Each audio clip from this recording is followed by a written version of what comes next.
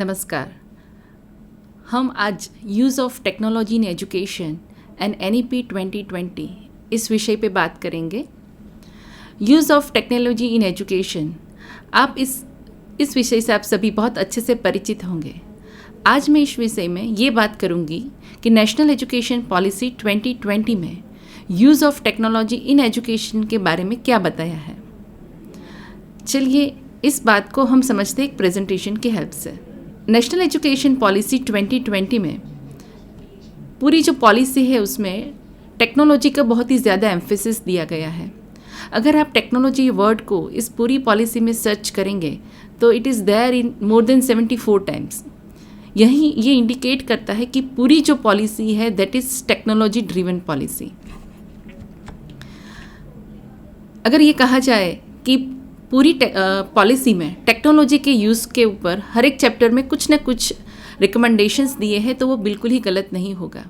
हर एक चैप्टर में टेक्नोलॉजी को लेकर बात की गई है, फिर भी पूरे तरह से टेक्नोलॉजी को डेडिकेटेड ऐसे 2 चैप्टर्स इस न्यू नेशनल एजुकेशन पॉलिसी 2020 में बताए गए हैं, जिसमें कि उन्होंने पूरे एजुकेशन फील्ड में प्राइमरी से लेकर हायर एजुकेशन में, टीचर एजुकेशन में, हर एक फील्ड में टेक्नोलॉजी को लेकर क्या क्या चीज़ें हमें ध्यान में रखनी है, कौन से रिकमेंडेशंस उन्होंने दिए हैं, ये सारी चीज़ें उसमें बताई गई हैं।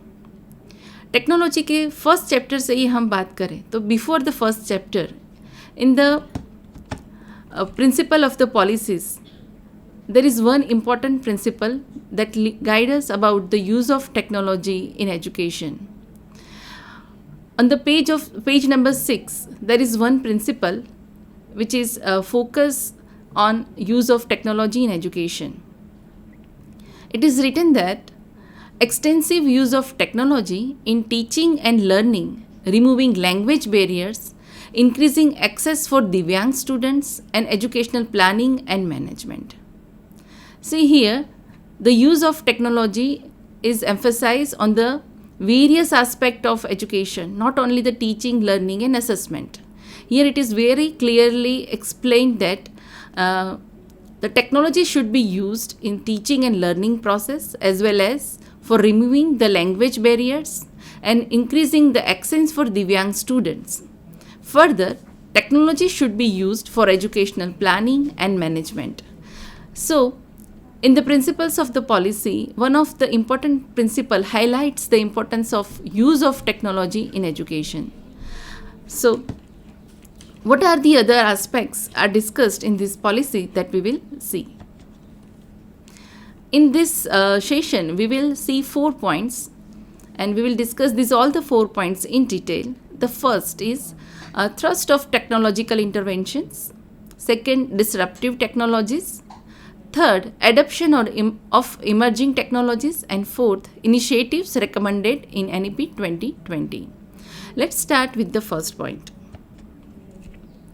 A thrust of technological interventions, यानी कि ऐसे कौन से एरियाज़ हैं जहाँ पर इस पूरी पॉलिसी में टेक्नोलॉजी के यूज़ के ऊपर एम्फेसिस दिया गया है.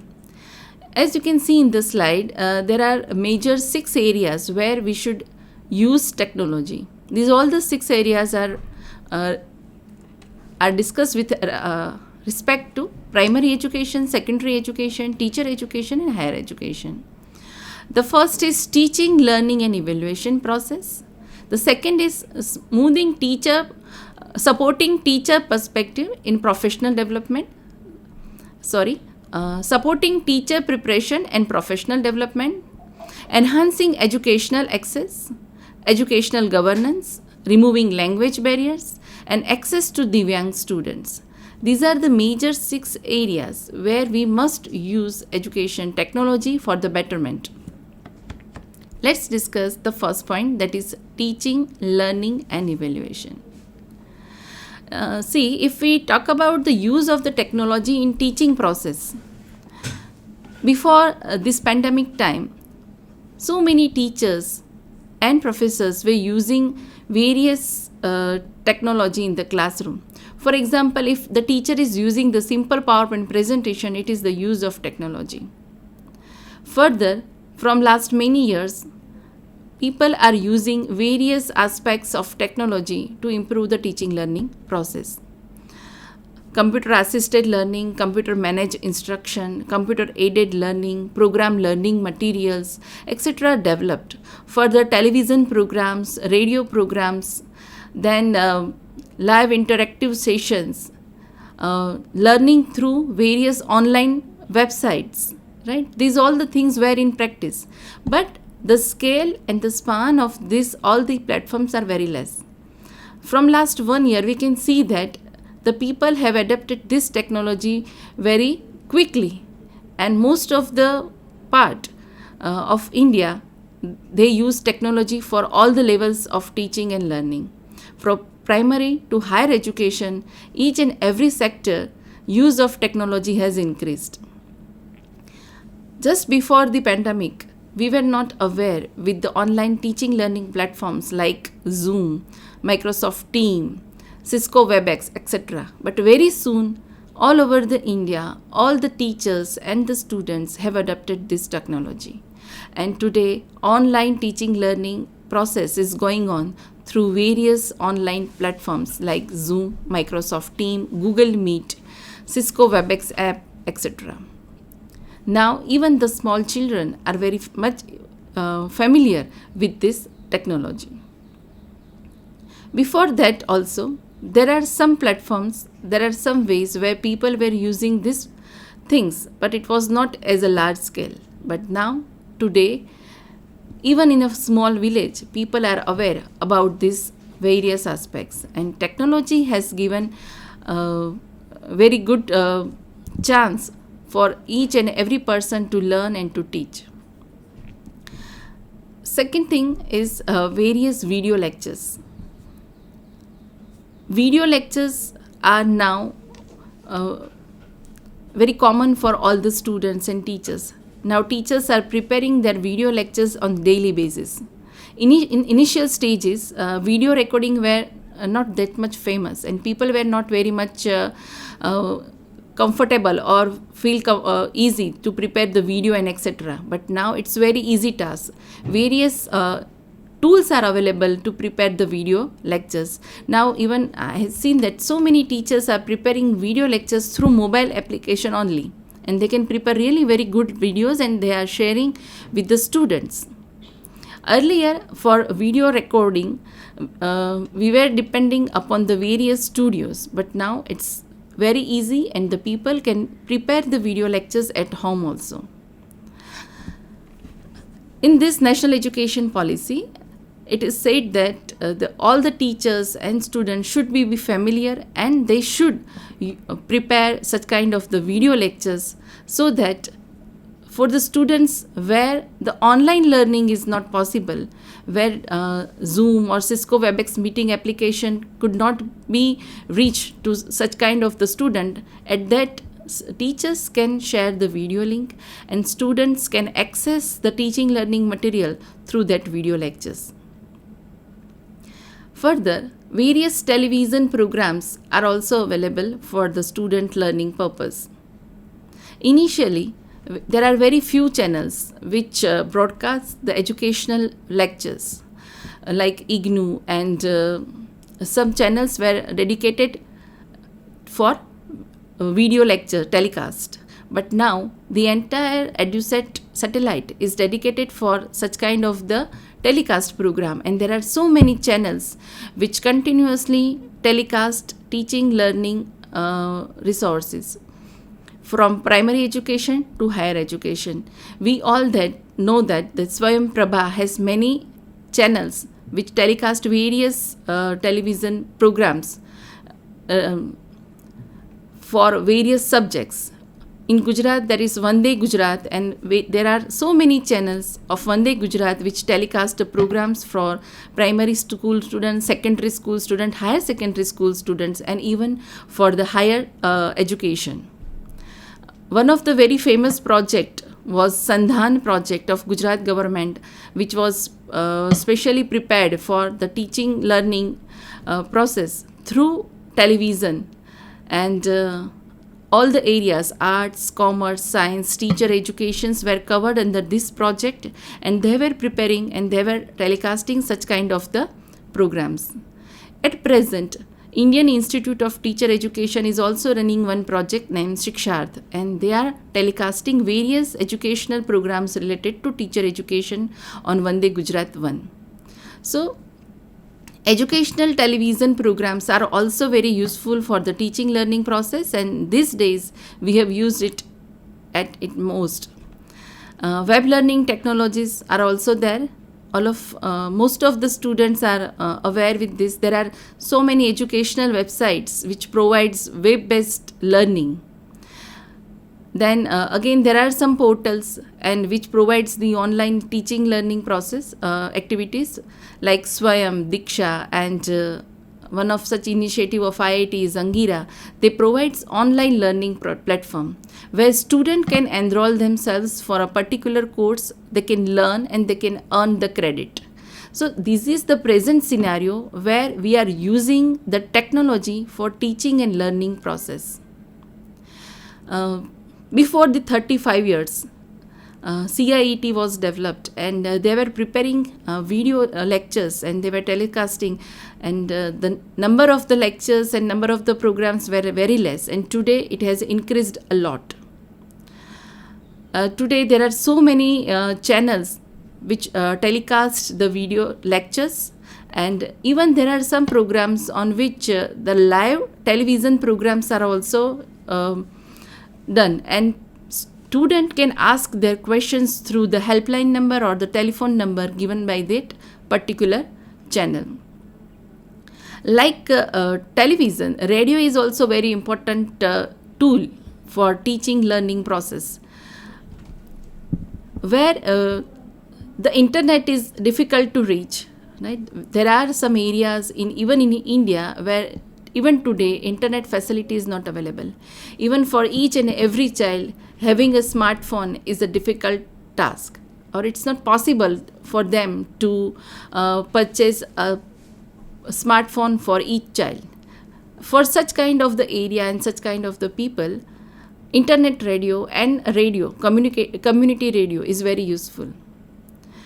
In initial stage, where there are very few programs which were broadcast on the radio for educational purpose, but today more than 24 channels are there which dedicated for education purpose only, and they broadcast the program for teaching learning process. In Gujarat also, there is one internet radio, that is Teachers Tune, that is also the initiative of IIT, and with which we provide various teaching learning experience to the students, and they can learn. And so this is very useful platform for those students who cannot use the internet facility, and for them radio is very useful. So these are various tools, technological tools, which are very helpful and very easily available, through which we can reach to the students. Particularly in this last 1.5 years, we have used all the platforms very large, on a very large scale. This is about the teaching and learning. In upcoming days, this entire scenario will be changed. See, there are so many disruptive technologies are in progress, and they will soon replace the current technology. One of them is artificial intelligence, augmented reality, virtual reality, 7D, अब 2D 3D से आगे चल के 7D तक. तो ये सारी जो टेक्नोलॉजी है that will change the current scenario, and entire new scenario we can see in future. That's why even in this national education policy, they have highlighted that the teacher and all the policymakers should be aware with this upcoming disruptive technologies, and we should work on this. We should do research and develop programs which will be more helpful for all the things. say for example artificial intelligence. With the help of the artificial intelligence, the teaching learning process will become more enjoyable and more interesting for the student. Same way augmented reality. Augmented reality also helpful for the students and the teachers. Blended mode of teaching and learning. Even in the UGC for higher education, they have suggested for the blended mode of the teaching and learning. Student can opt for blended mode. A student can opt in each course, they can opt for 30 to 40% up to online mode. So in future, the trend of the teaching learning process is going to change a lot.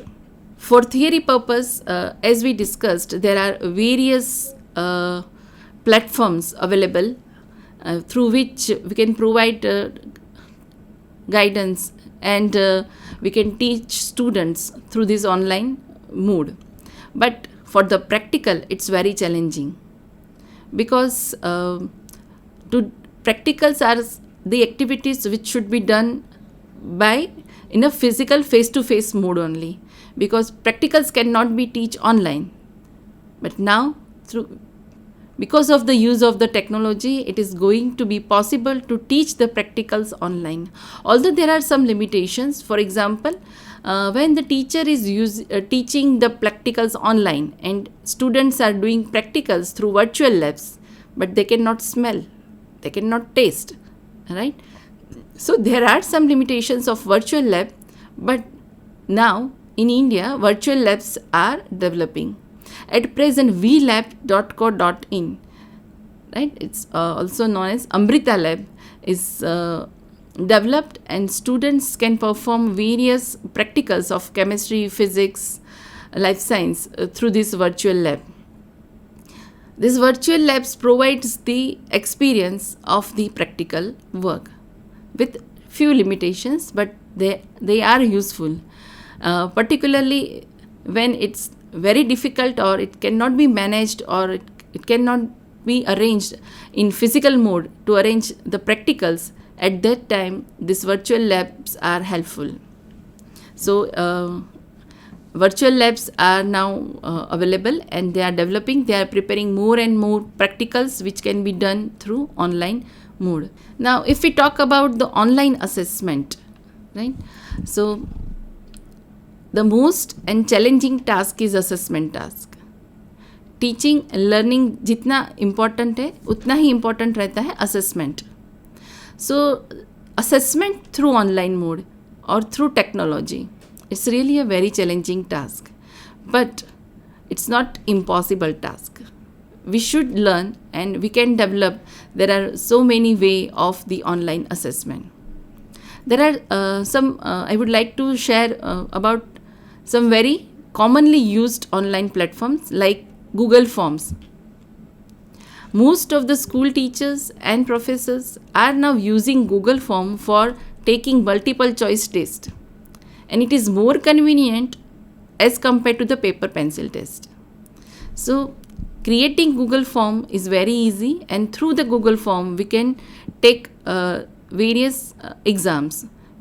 A teacher can prepare multiple choice type questions with the help of Google Form. Even short answer questions can be created. That is also possible. Even teacher can add image and graph also in the Google Form. And once the teacher float the Google Form through Google Classroom or directly through the link, teacher can get response of the student, and even we can make it time bound and limit to the response of a particular student. Further, online quiz facilities are also available. There are various websites, there are various applications available through which teacher can generate online quiz and take the quiz. Even it is very easy to generate certificates. The student will access the quiz, they will give response, and directly we can provide the certificate if the student has cleared it properly. So these all the things are now possible with the help of the technology. Digital evaluation is very easy these days. In the past, for the assessment of the answer sheet, it is very necessary for the person to gather at particular place for the assessment work, because a university or any organization cannot give the answer booklet to the faculty to take it home and for the assessment purpose. So they need to come to a particular place where they can sit and check all the answer book, and then they have to prepare the mark sheets manually.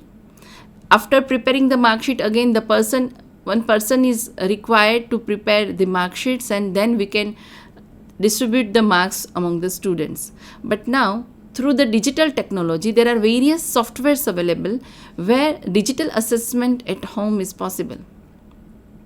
So the cost of the transportation can be saved, the time can be saved.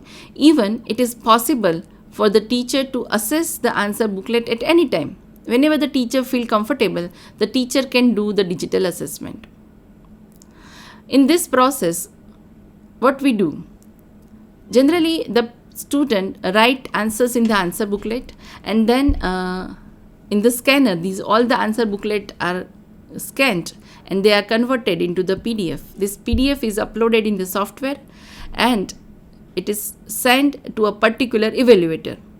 The evaluator can log in into the assessment system through the ID and password, and then they can access to the answer sheet. The assessor can digitally evaluate it, assign the marks, and directly that mark will be entered to the system. And the system can be arranged in such a type that directly that marks are displayed to the student login ID. So it can be shared with the student at the same time. So online digital assessment is very helpful these days. There is more advantage that with the help of the protector, what we can do is we can keep an eye on the student as well as the assessor. So the student cannot copy or cannot move their eyes from the system. And if even they change the tab or they change if they change their movement, that also recorded in the system. And how much the response is valid, it can be seen or it can be judged. Same for the evaluator. If the particular person's face login can be created, their face ID can be created, and with which they can open the access and they can assess the answer sheet. So these are the various way of digital assessment, and it's very useful these days. Here in this slide, there is a list of the websites. All the websites provide facility for online assessment tools. With these various websites, the teacher can create the test and share with the students and get response and share the result with the students on the same way. So for the teaching, learning and evaluation, these all the process, technology is very useful. Now, I would like to discuss one very useful aspect of the technology for the assessment, and that is digital portfolio. And we can also say that the holistic progress report card based on the AI, artificial intelligence based holistic progress report card. How it will work, right?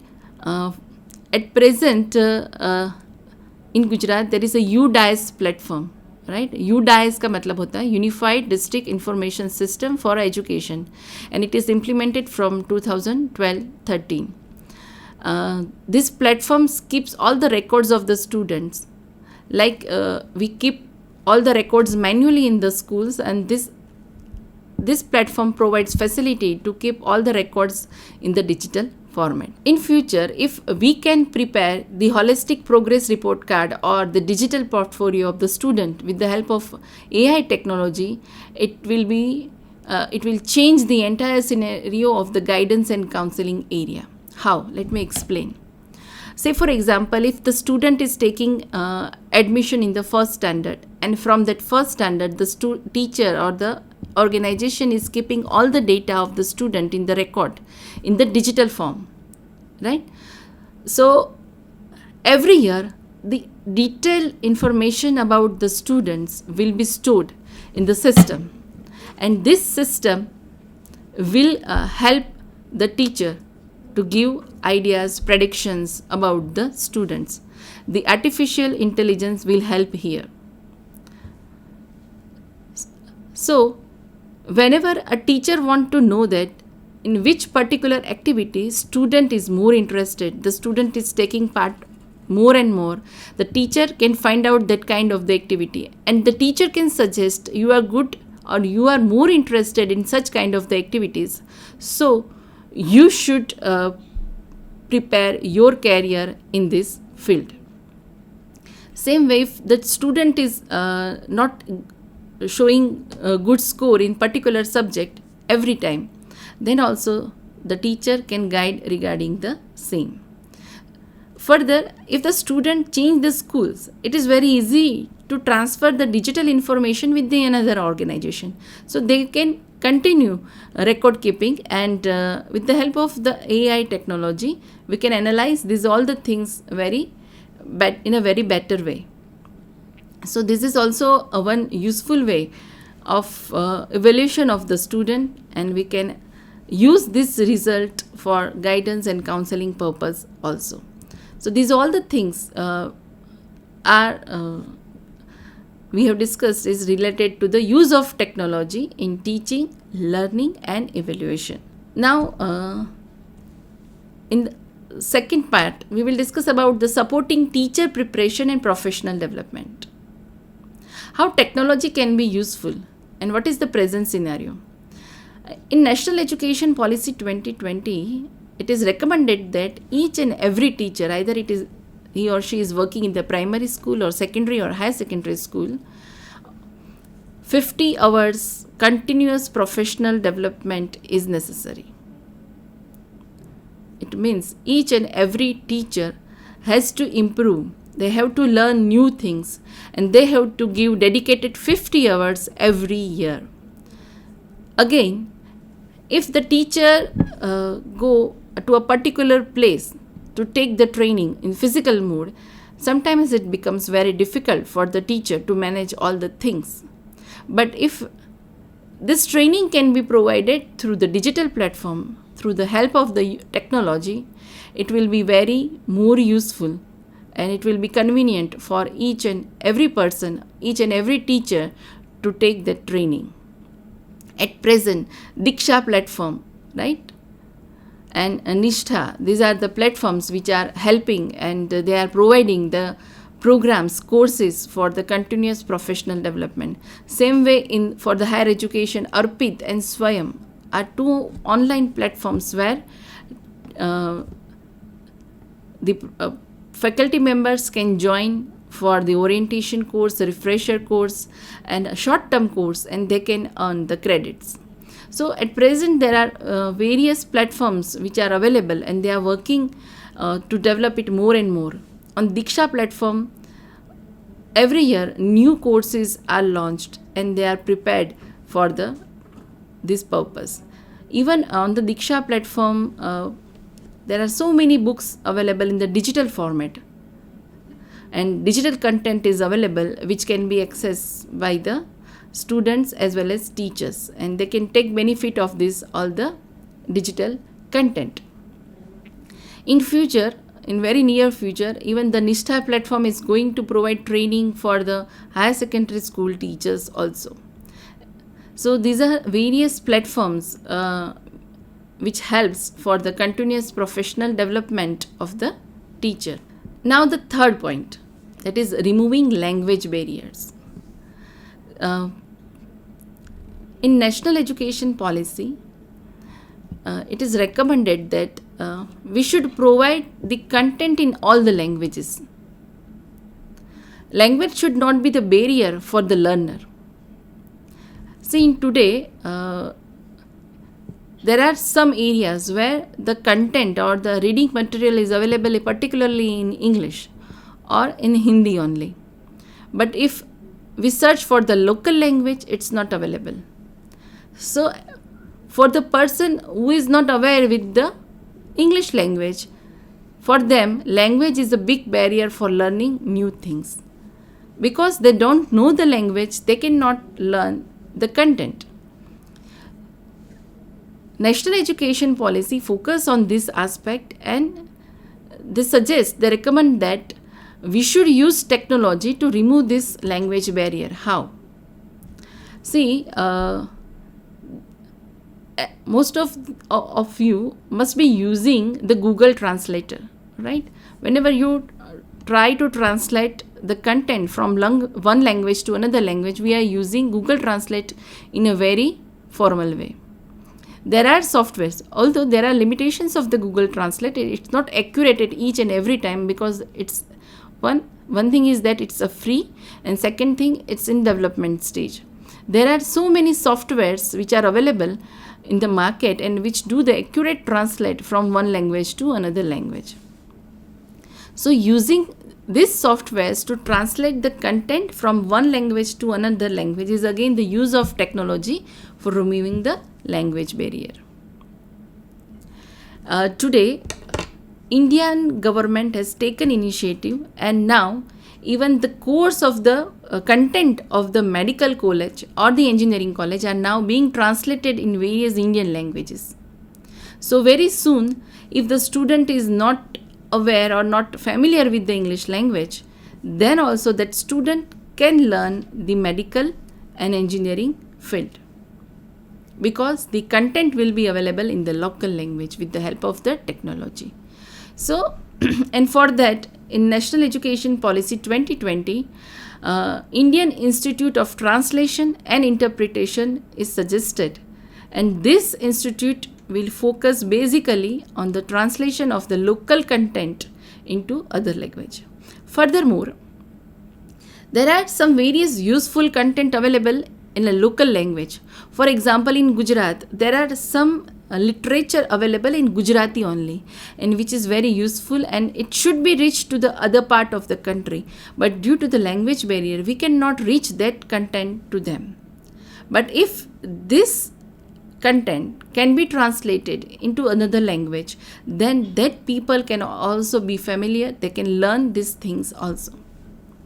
So, Indian Institute of Translation and Interpretation will work on this, and they will try to make the local language content available to all the other areas of the country, so that a particular lok katha or a lok geet, right, folk stories or folk songs, that will be available in other language also.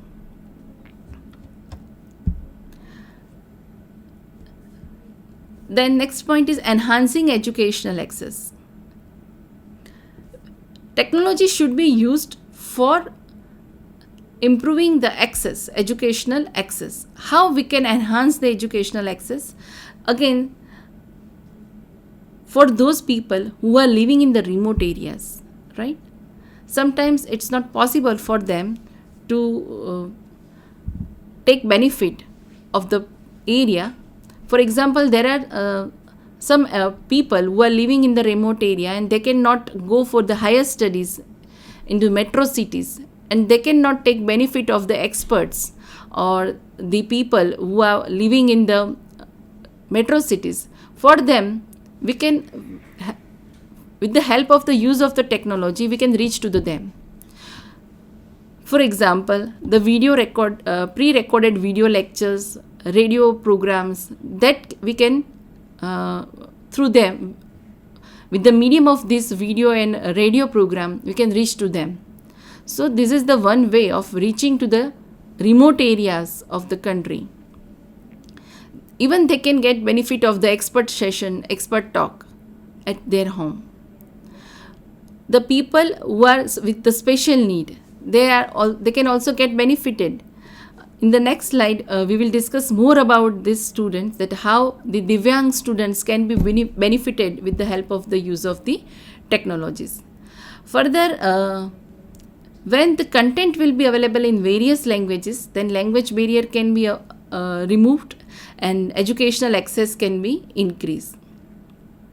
Further, in national education policy, there are stress given on the promotion of the classical language like Sanskrit and other languages. They focused and they said that such languages should be highlighted and they should be promoted for the streamline also. So again, it will be helpful through education technology. We can give access to such languages too. Further, with the help of the National Repository for Online Educational Resources, access to the digital content for teachers and students will be possible, and they can easily access the freely available content on this online platform. Even today, under the Sarva Shiksha Abhiyan, there are grants available for the so many institutions, and they are working on this thing to develop the national repository for any online educational resources. So these are all the things where technology is helpful for enhancing educational access. Now, how technology is helpful for the Divyang students? For example, with the help of the artificial intelligence, there are tools we can use which will help the blind students. Some research are done and in foreign countries, and they are preparing particular tools. For example, they have prepared a glass at such kind specs in such pattern that whenever a blind student will wear that particular specs, and it is programmed in such a way that if the person is crossing the road and traffic is heavy, they will get the indication, they will get the direction that traffic is heavy and you should not cross the road at now. Just wait for the right time. If any non-person will come in front of that person, then the device will inform that person XYZ has come in front of you. So with the technology, even the blind person can get the information what is happening in front of that person. Then audiobook, this is another useful tool for such kind of the Divyang students. Audiobook are developed in the past also, and even in the present, mostly in all the courses, they are converting the content into digital audio, and with that digital audiobook, such kind of the students can read all the content. Even they can use the computers and websites very easily through the softwares. There are softwares available with which they can access the computer, laptop, internet, etc. Even some organizations prepare their website in such a way that such kind of the person can get all the information of the website in audio mode. This is how technology can be helpful. Further, there are devices developed which will help for the deaf and dumb students, right? Even for the physically challenged students, technology can do a lot, and for them life can be more easy and more comfortable, and we can provide the equal opportunity to them for the teaching and learning. So technology is like a boon for the access to the Divyang students. Now, one more aspect of the technology, as per the recommendations of National Education Policy 2020, now UGC has suggested for preparation of the academic bank of credit, and multiple entry and exit is now possible. How it will help to the students? We can reduce the dropout ratio with this help. Student can take admission in any institute. If they wish, they can left the institute and again they can rejoin the same institute or at another institute also. So multiple entry is possible and multiple exit is also possible.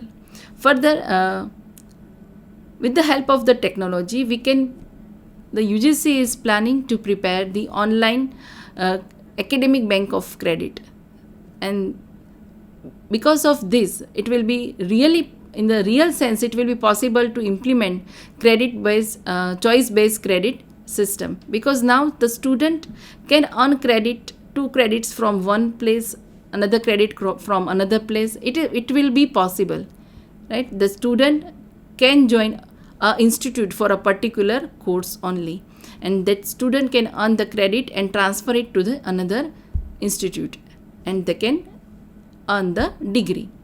So that is also possible due to the use of technology.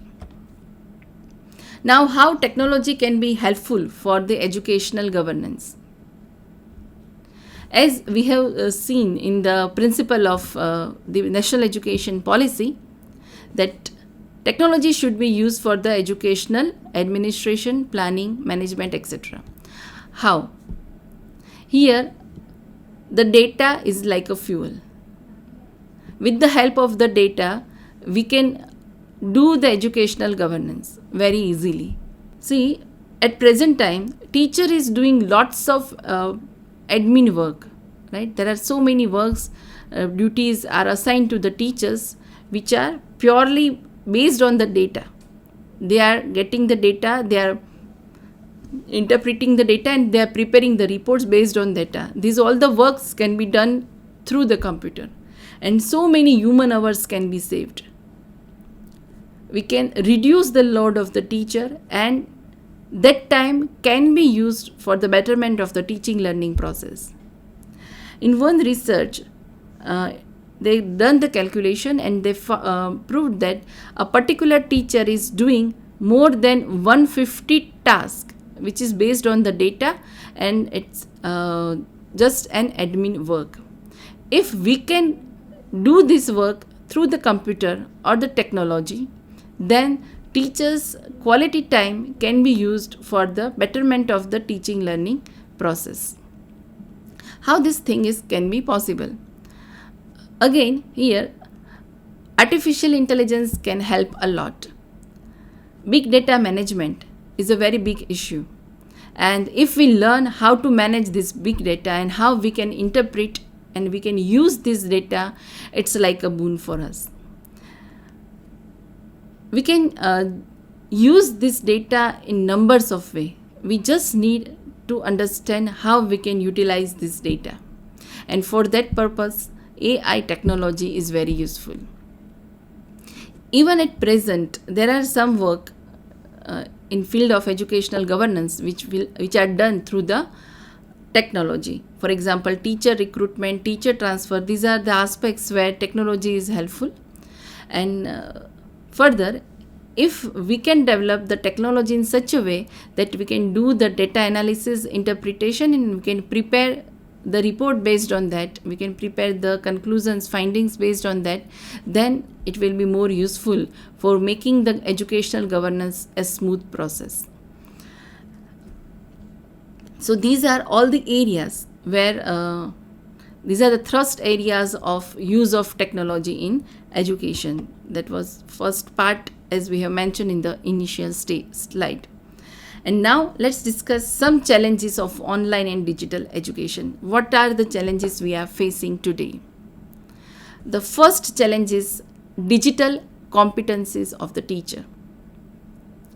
For the teacher, for each and every teacher, they are not familiar with the technology. Particularly, if we talk about the person who is in the field from last many years and they are about the age of the retirement, they are not very familiar with the technology. For them, learning new technology, how to handle the devices, etc., is a very big challenge. From the primary education to higher education, now technology and use of various tools is very necessary. And if the teacher is not acquainted with this technological tools, it is very difficult for them to settle with all the things and get confidence that they can do the better. So digital competency of the teacher is a very big challenge. Although for the newly recruited or fresh teachers who are very young and they are very easy to learn new things, for them this is not a challenge. but particularly for those who are not familiar with this technology, for them it is really a big challenge.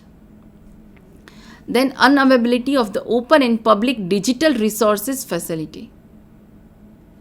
For the country like India, there are very limited resources.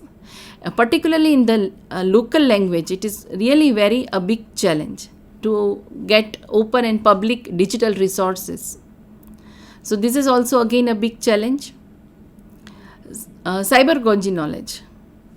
See, a teacher has worked in a real classroom where student is there in front of the teacher, and teacher can observe what the student are learning, whether they are understanding or not. The body language of the teacher express so many things to the students, and body language of the student express so many things to the teacher. It is the way of the communication, because when in the classroom teaching learning process is going on, communication is verbal as well as non-verbal. Even the sign language is very important. But in this online platform, where most of the students are not keeping their video on, and it's just mute and video is off, at that time teacher is not at all aware about what is the condition of the student and how I should deal with them, whether the child is learning or not, the child is understanding the content or not. The teacher is not aware about that thing. Further, managing the classroom in a physical mode is a different thing, and managing an online class is a different thing. When student is online, there are so many points, or there are so many things where they can be diverted.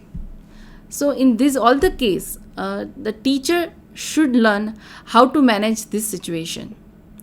Further, there are so many psychological aspects which teachers should know, and teachers should understand how to manage the class online, how to make students live, how to make student interactive, how to engage them into activity. Because doing activity in a physical mode is the one thing, and doing activity in an online mode is the second thing. How to assign group work. These all the things are very challenging, and for this all the thing, knowledge of the cybergogy is very important thing. So this is also again a challenge, because we have not developed this knowledge yet in a large scale. Now then, bridging the digital divide. Again, the big challenge for all of us. See, in country like India, there are 70% people for whom technology is out of reach. For each and every parent, it is not possible to give a technological tool to the each and every child. In country like India, there are very vast difference among the two kind of the people in the form of the, if we talk about the digital access. There are one group of the people where digital access is very easy for them. They have devices, they have internet facility, and they have the knowledge, and they are very familiar, and they can easily use this technology. And there is a large number of the people in another group where they don't have the technological tools like laptop or the iPad or the smartphone, right? It's very difficult for them, and there are chances that there is a one digital device in a home, but not for each and every child, right? That is also again a very challenging thing. Second, if such devices are there, sometimes internet facility is not easily available. Even the speed of the internet facility is not equal in each and every area of the country. So in present scenario, we can see that there is a one class who have all the facilities, all the tools, techniques, facilities and everything, and there is another class who do not have such kind of the facilities. So how to bridge this digital divide? It's a big challenge. A father has a single smartphone and that father has to go for the work, then how he can provide the mobile phone or the smartphone to his children for teaching learning process, right? So it's a big issue for the country like India. So bridging the digital divide is a big challenge for online and digital education. Then online assessment is also a very big challenge, right? We all know that although there are technological tools, there are so many softwares through which we can do the digital assessment, but there is limitation. There are limitations. And last, most important challenge, that is ICT infrastructure development. In all the schools or colleges, smart board or the projectors are not available in each and every room. Under the Sarva Shiksha Abhiyan and under the various projects, government has tried to provide the digital board to the schools, but till now we cannot give this facility to each and every schools. Even the internet facility is not available for each and every schools or college. So ICT infrastructure development is also again a big challenge. There is a need of a digital board or smart board in each classroom. The facility of the smart board is required. Same way internet is necessary.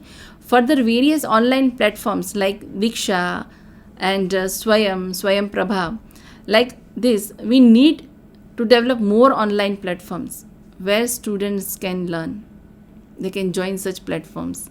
So ICT infrastructure development is again a big challenge for online and digital education. So these are all the things we have discussed under the thrust area of the use of technology in education. Now let's discuss few points about the disruptive technology. Now what is the meaning of disruptive technology? See, there are two types of the technology. One is sustainable technology and another is disruptive technology. Sustainable technology का मतलब क्या होता है? It is the technology which sustain the current situations, right? जैसे जैसे समय के साथ टेक्नोलॉजिकल चेंजेस आते जाते हैं, टाइम स्पान चेंज होता है, the thing which is available at present, the technology which is available at present will be improved and that will be useful in the future also. That is sustainable technology. Now second is disruptive technology. Such kind of the technology change the entire scenario. The current technology will not be the new disruptive technology will take the place of the current technology. It will totally take the place. Such kind of the technology is known as the disruptive technology. Which are these? So artificial intelligence is the first disruptive technology. It is going to change the entire scenario. Machine learning, blockchain, robotics, smart boards, handheld computing device, adaptive computer testing, other forms of educational software and hardware. These are going to be the disruptive technology and they are going to change the present educational scenario. They will change the entire present condition. How? To understand that, I would like to say something about these all the words. For example, artificial intelligence. See how this artificial intelligence work. When we provide the data to the system, to the software, what they do? They analyze the data, they generalize the data, and based on that generalization, they come to some conclusion. For example, if you provide the pictures of the person with the age, that photograph and the age, you have provided the ample number of the photographs and their age to the system, and now the system will learn that what could be the features of the face if the age is this. And now this technology is used in your smartphone. When you try to click a photograph, and sometimes the mobile phone will suggest that age 45, age 32, age 16. How that phone can predict your age? that is artificial intelligence. If you search something on your Google, right, and when next time you start surfing your Facebook page, you will start to see the advertisement of the things which you have searched in your Google Chrome. Now, how Facebook come to know that what you have searched in the Google Chrome? That is artificial intelligence. You are the friend of a particular person on Facebook, and then again you will get some suggestions suggestion for the friend. How the Facebook come to know that you might be knowing this person? So this all because of the artificial intelligence. When this technology we will use in the classroom, teaching learning process, then that machine will decide that what is the speed of this child to learn, and he will provide the program according to his learning or grasping capacity. In which area the child is making more mistakes, the device will provide guidance and the particular kind of the learning material to that student with the help of the artificial intelligence. Machine learning again. In machine learning, the system automatically learns to develop the software, right? And the system understand the data, and based on the data that learn to develop the new program. That is machine learning. Again, blockchains. This technology is like you all are familiar with the bitcoins. The bitcoin are in Bitcoin system, the blockchains technology is used. Robotics, right? So in future, the robotics will create the new classroom. Although technology cannot replace the teacher, but the teacher must be familiar with this technology, and the teacher should be aware that how, because the role of the teacher will change. The role of the teacher will be analyze data to prepare the programs, right? And because to prepare such kind of the softwares, to prepare such kind of the programs, again the basic requirement will be the same. The teacher will be there, but now the role in future, the role of the teacher will be changed, because this disruptive technology will change the present scenario. All of you must be aware with the other things like handheld computing device and computer testing, etc. So I am not going to discuss more about that, but these are the technologies. Even in the present day, 3D 7D, यहाँ तक जो virtual reality है वहाँ तक हम पहुँच गए हैं. तो ये सारी चीज़ें जो है वो इन प्रेजेंट फ्यूचर जो पूरा क्लासरूम की टीचिंग लर्निंग प्रोसेस है उसे चेंज करने वाली है. And for these all the things, extensive research is needed. Without the research, these all the things is not possible. And for doing research, there are two things suggested in National Education Policy 2020, and one of them is National Educational Technology Forum. National Education Technology Forum, a platform for the free exchange of idea on the use of technology to enhance learning, assessment, planning, administration, and so on, both for school and higher education. So, for the development of all the disruptive technologies and to give the new look to the education scenario, National Education Technology Forum will help. The second such kind of the thing is National Research Foundations, because research is the basic thing. Without the research, we cannot use this technology in education.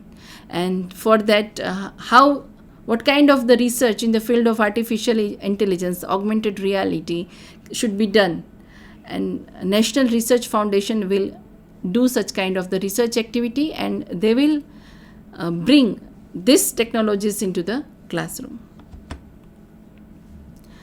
So Now in the last, I would like to talk about the some initiatives recommended in this policy for the use of technology in education, right? The first is training and intensive for teachers. If we want to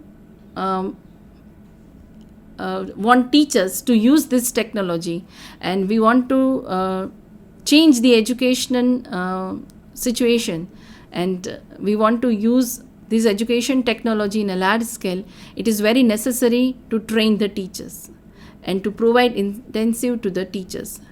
It is not necessary that intensive should be in the form of the money only. It can be in the form of the certificate. It can be form in the motivation also. But there should be some intensive for the teachers, and training should be planned and arranged. Second, online assessment and examinations should be done. And for that also, again, research is very necessary, and tools and techniques should be developed. Then third suggestion or recommendation is the blended mode of teaching and learning. For the blended mode of the teaching and learning, in the National Education Policy, it is suggested that students can opt for blended mode of teaching and learning. And even in just this year only, UGC have suggested for the blended mode of the teaching and learning. What is the meaning of blended mode? See, in the blended mode, student can opt some classes at some level for in online mode and some in offline mode. For example, if we talk about the teacher education, there are some part which is theoretical based. So student can opt for online in this part, and for the practical purpose, student should come on campus. Again, how to implement the blended mode? How to develop the module for blended mode? UGC has given the detailed guideline how an institute can prepare the module. In each course, right? In each course, how much weightage should be given to the offline mode and how much weightage should be given to the online mode, how it should be decided. These all the things are given in detailed guideline provided by UGC.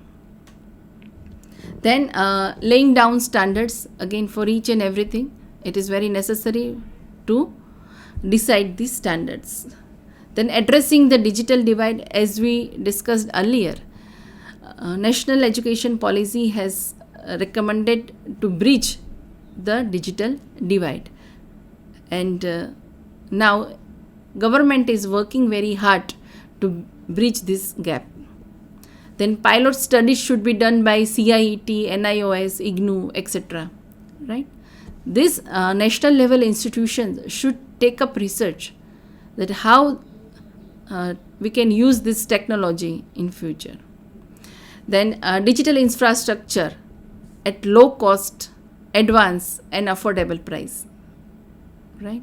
It is also again recommended in the policy that it is very necessary that all the digital content, digital tools and technology should be easily accessible for each and everyone, and it should be affordable.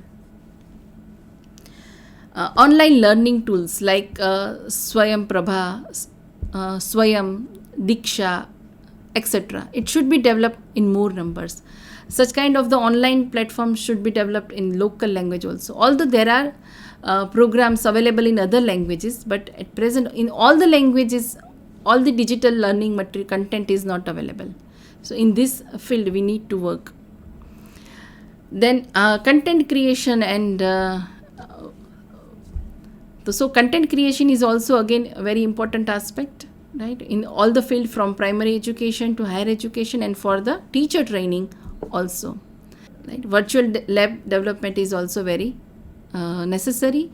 At present we have V labs, Amrita labs, but we need to develop more practicals which can be performed through this virtual lab. Use of technology in education, and what are the recommendations of National Education Policy 2020 that we have discussed today. I hope now you have the better understanding about what technology is going to do with the education field and how the education system is going to change in future. Thank you.